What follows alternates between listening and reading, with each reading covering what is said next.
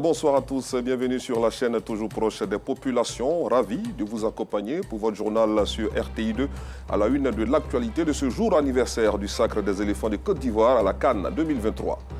Ce sont des souvenirs inoubliables à jamais gravés dans nos cœurs. Cela fait un an que notre pays a vibré au rythme de la victoire historique des éléphants à la 34e édition de la CAN. La rédaction de RTI2 vous fera revivre les temps forts de cette compétition riche en émotions, en sensations et en passion à travers le carton vert.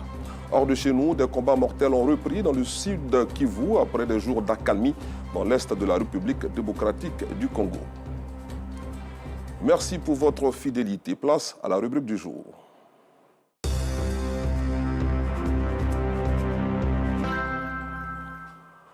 Un an déjà que les éléphants ont remporté la Coupe d'Afrique des Nations de football. La compétition a accueilli 24 pays et plusieurs spectateurs venus de divers horizons.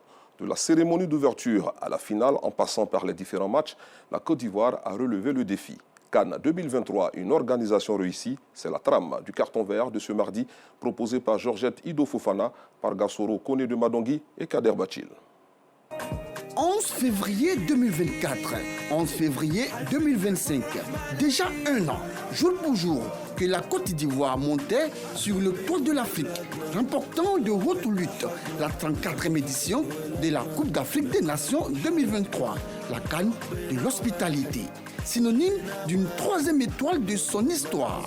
Une compétition qui s'est disputée dans 5 grandes villes, Abidjan, Yamoussoukro, Bouaké, San Pedro et Korogo.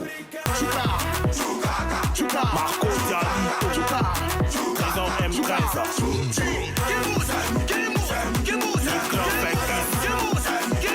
Nika Péré, Serge Touali,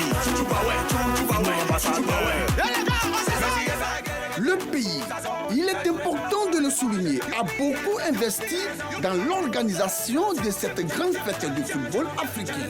La cérémonie d'ouverture au stade olympique Alassane Ouattara de BMP en est la parfaite illustration.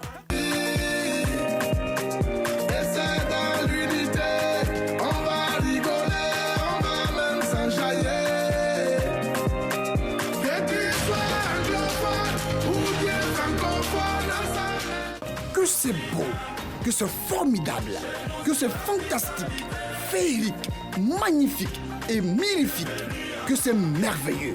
Ça se passe de commentaires. Appréciez.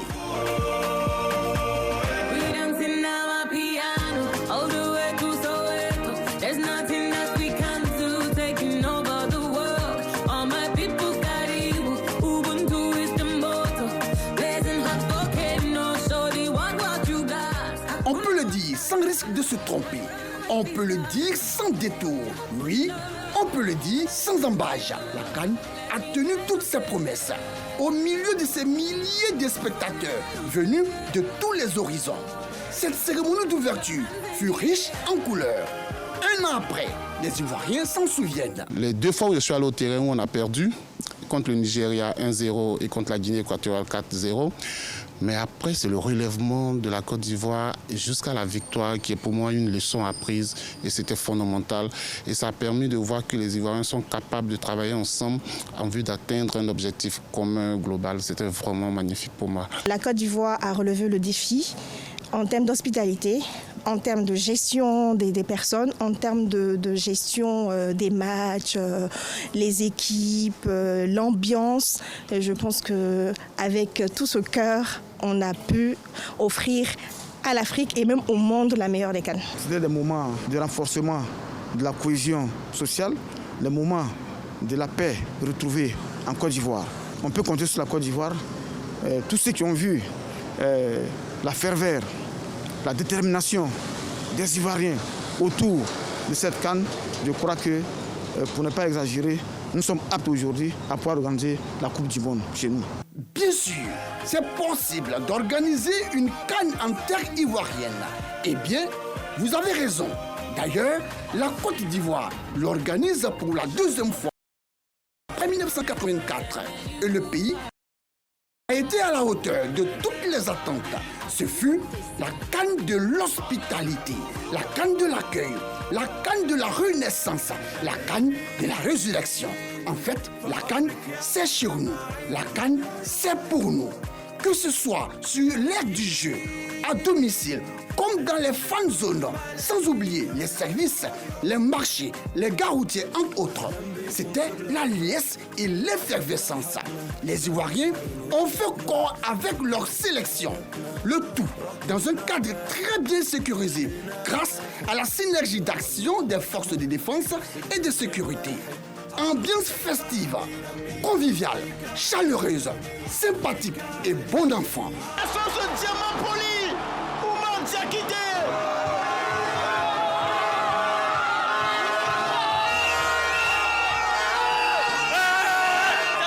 La CAN de l'hospitalité, il y eut un dispositif impressionnant, bien orchestré, qui a sécurisé l'ensemble des stades avant, pendant et après les rencontres.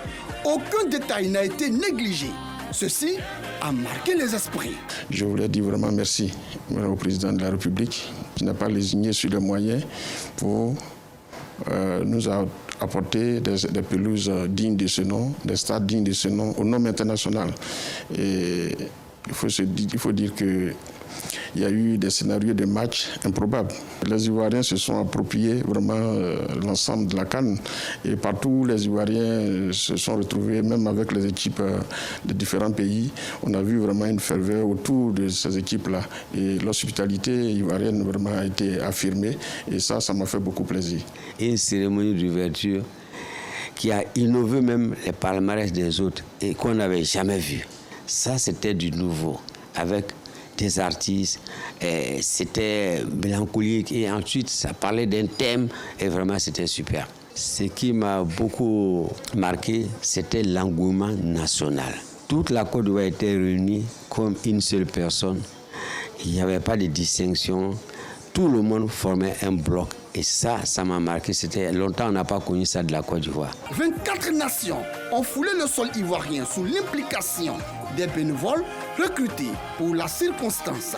Des bénévoles qui ont, à travers leurs attitudes, démontré l'hospitalité à l'ivoirienne. Si la Coupe d'Afrique des Nations fut baptisée la CAN de toutes les réussites, l'on le doit au COCAN, comité d'organisation de la CAN, qui a joué un rôle important.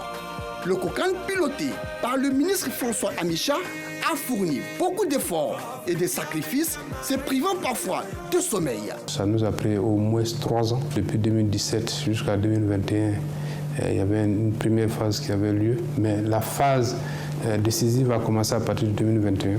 Il y avait des chefs de projet que nous avions recrutés, les chargés de mission, les assistants chefs de projet, et puis aussi il y a tous ces volontaires à qui on a fait appel. Et nous avons fait un benchmarking dans d'autres compétitions. Nous sommes à la Coupe du Monde au Qatar.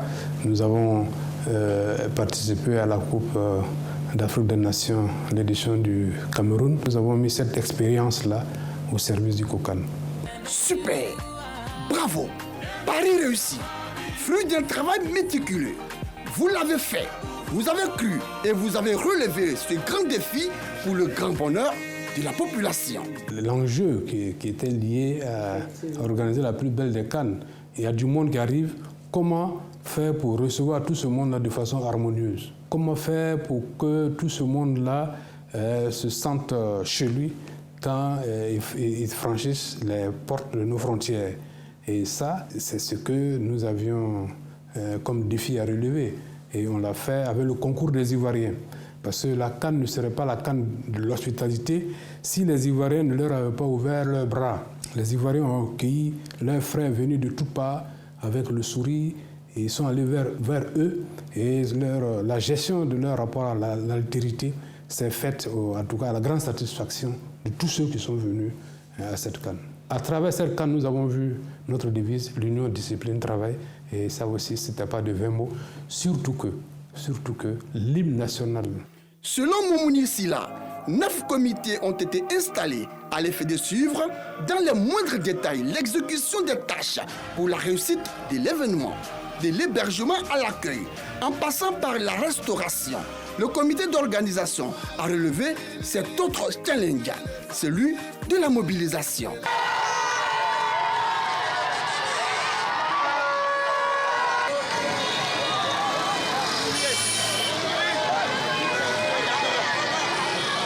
Dans ce tintamarre, le cortège a pris la direction. La restauration, une étape assez importante dans l'organisation de cette compétition. Akuba Angola, restauratrice, a occupé une place significative dans l'organisation des stades d'Abidjan et de l'intérieur du pays. Elle a assuré le service. On a voulu proposer vraiment des mets qui sont appréciés ici en Côte d'Ivoire à toutes ces personnes venues de plusieurs pays. Donc on avait du garba, ça ne va pas manquer sur notre stand.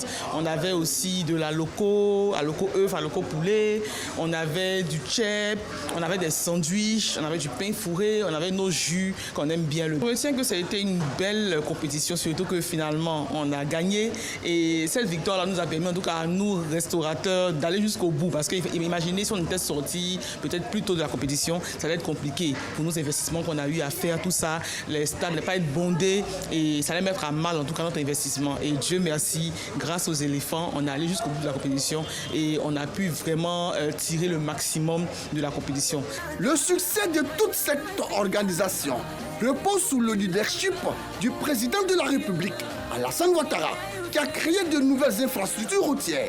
La voie de contournement d'Abidjan, la Y4, le tunnel d'Abobo et l'autoroute de Yopougon réhabilitées pour servir les usagers. Toutes ces routes en vue de faciliter la fluidité de la circulation vers les stades. Cette organisation réussie a aussi contribué à la victoire des éléphants. Et nous sommes fiers de la Côte d'Ivoire, fiers du président de la République, Alassane Ouattara, fiers de son gouvernement, fiers des supporters, fiers des éléphants.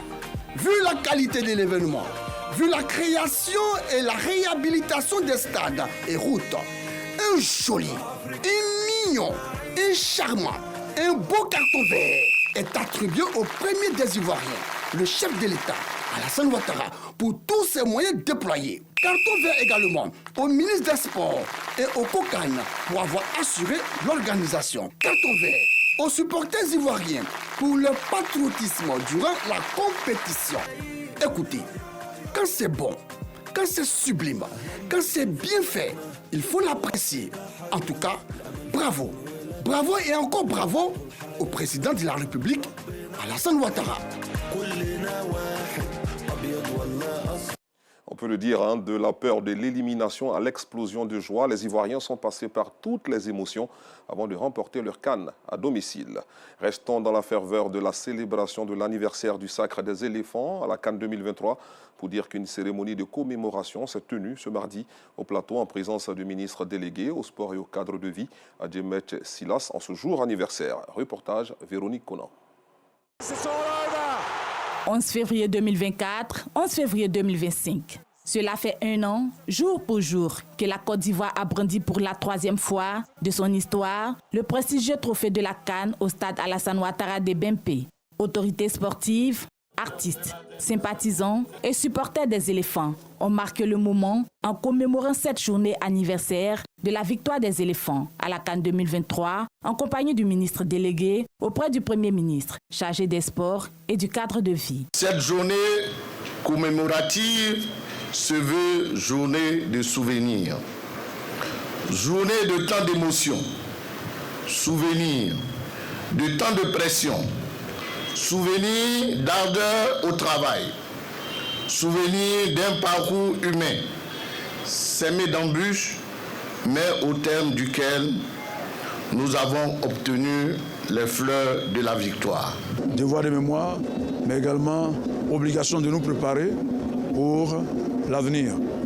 L'avenir immédiat, c'est en 2025 pour la CAN, la 35e édition, mais il y a aussi les éliminatoires de la Coupe du Monde 2026. Il faut qu'on cherche à trôner également sur le toit du monde. Ce n'est pas impossible. Afin de revivre les moments forts de la CAN 2023 en terre ivoirienne, des photographies retraçant le parcours des éléphants ont été exposées sur l'esplanade de la Tour A de la cité administrative, fort appréciée par le public. Et puis bientôt une 5e étoile pour notre pays. Pendant 5 jours intensifs de dur labeur en peignant des portraits de personnalités, l'artiste ivoirienne Mylène Amon a réalisé 134 portraits en 120 heures dans le cadre des Guinness World Records du 5 au 10 février 2025 au stade de la BAE dans la commune de Yopougon. Les détails avec Abdoulaziz Daramé et Théodore Zouzou.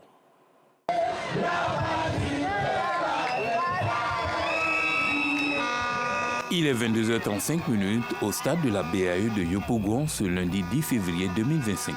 Le public venu apporter son soutien à la portraitiste en papier art, Mylène Amon, est en joie. Elle vient d'achever son 134e tableau et bat du coup le record Guinness qui était de 100 tableaux en 120 heures. Mylène est heureuse, même si elle n'a pas pu produire 150 portraits comme elle le souhaitait. Je suis très contente de vous dire aujourd'hui que j'ai réussi ce record. Ce rêve que j'avais depuis plus de 2 années est aujourd'hui une réalité. Je suis une championne mondiale et ce par la grâce du Seigneur. Je n'ai vraiment pas de mots, à part une reconnaissance à Dieu. C'est celui-là même qui m'a permis de tenir en éveil pendant 5 jours. Cette performance de 134 œuvres de personnalités influentes n'a laissé personne indifférent. Je suis dans la joie que la Côte d'Ivoire, Mylène Amon, ait haussé encore plus haut le drapeau de la Côte d'Ivoire. Pour cela, toute la Côte d'Ivoire lui dit merci. Que Dieu la bénisse, qu'elle aille encore plus loin. On veut encore remporter d'autres records. Il faut être patriote. C'est dans ce genre de moment qu'on voit qu'on a cet amour pour notre pays, pour notre patrie et pour tous les fils et toutes les filles qui font bouger ce pays à leur manière. Mylène Amon, elle est en train de battre un record aussi magnifique. Hein. Donc, c'est le lieu de venir la soutenir en tant que communicateur, en tant que dans un média d'État. La grand-mère de l'héroïne du jour formule des prières. Je suis fière. Le Seigneur l'a béni, a fait sa gloire. Le Seigneur a béni, a fait sa gloire. Pour montrer tout le peuple de Côte d'Ivoire. Il va attraper tout mon nom là, tous les jours dans sa main jusqu'à évaluer. Ce record personnel de Mylène Amon rehausse sa notoriété et donne de la visibilité à l'art ivoirien. En attendant les résultats définitifs du Gim Parkinson Group, ces tableaux seront vendus pour soutenir les enfants atteints du cancer. Intéressons-nous à présent à ce drame survenu sur l'axe Thiébissou-Bouaké, précisément au PK 328. Un accident de la circulation s'y est produit le dimanche dernier dans l'après-midi. Un minicar communément appelé Massa a percuté l'arrière d'un camion remorque à conteneur. Malheureusement, il y a eu 6 morts et 18 blessés, tous de la même famille. Une délégation du ministère des Transports s'est rendue sur les lieux pour élucider les circonstances du drame et réconforter les victimes. Le point avec Gervais Kouassi et Kader Sogodogo. Les occupants du minicar, tous membres d'une même famille, étaient en partance pour Korogo afin d'honorer la mémoire de l'un des leurs disparus. Selon les témoignages, le minicar a percuté violemment à l'arrière le camion remorqueur de conteneurs. Le mastodonte a traîné sans le savoir le minicar sur quelques kilomètres en déchirant sa carrosserie. Alertés, les sapeurs-pompiers militaires sont arrivés promptement. Malheureusement, 6 corps sans vie ont été retirés des décombres féreux avec 18 blessés, dont 3 sont toujours internés au CHU de Bouaké pour des soins appropriés. Qu'est-il arrivé pour que ce choc se produise? C'est pour répondre à cette question capitale que le bureau enquête, analyse et accident est sur le terrain avec des experts. L'expert auto ici va étudier le véhicule. Et ça va nous donner un certain nombre de résultats que nous allons exploiter. Avec l'OSER, nous allons étudier la route. Si la route peut être responsable, à ce moment-là, on va faire sortir des points. Pour ce prélèvement de sang, et nous l'utilisons pour les enquêtes toxicologiques. On va à la recherche de drogue, on va à la recherche de l'alcool pour voir l'état dans lequel le conducteur était. Cet accident, qui coïncide avec la fin de la 25e édition de la Semaine nationale de la sécurité routière, est le lieu encore pour le ministère des Transports d'inviter à la vigilance sur nos routes. Encore une fois, nous appelons tous les conducteurs à la prudence, à la vigilance.